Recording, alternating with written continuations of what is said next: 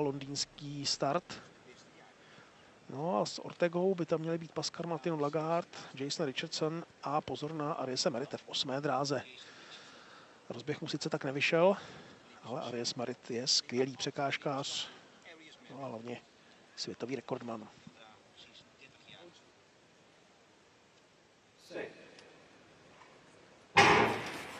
Start v pořádku, velmi dobře odstartoval Jason Richardson, ale dopředu už jde Ortega a výborně běží také Pascal Martin Lagarde. Pascal Martin Lagarde na první pozici, Ortega tam klopí tu překážku a vypadl ze hry o vítězství. Pascal Martin Lagarde je první nyní. Jason Richardson to zvládl na posledních metrech dostat se ještě před Francouze. Takže Jay Rich sice nebude startovat na mistrovství světa, ale je velmi rychlý a dnes porazil Pascala Martina Lagarda, tomu tam vstoupila do cesty poslední překážka a Jason Richardson se nakonec přehnal přes něj. 13:19, Pascal Martin Lagarde 13:22, Ronnie Ash 13:26.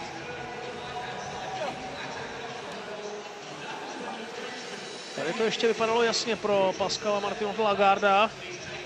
A tady klopítl a podívejte se, ani ten hluboký předklon nestačil. Aries Merit oslavil 30. narozeniny 4. místem. Orlando Ortega až 5. Ten měl zase problémy na začátku. Tam škobrtl o jednu z překážek a už se z těch problémů nedostal. Ortega, který je známý tím čistým přechodem přes překážky, tentokrát dobře netrefil náběh na první překážku a od té chvíle měl problémy. Pascal Martin Lagarde se směje, protože ví, že o vítězství přišel na poslední překážce.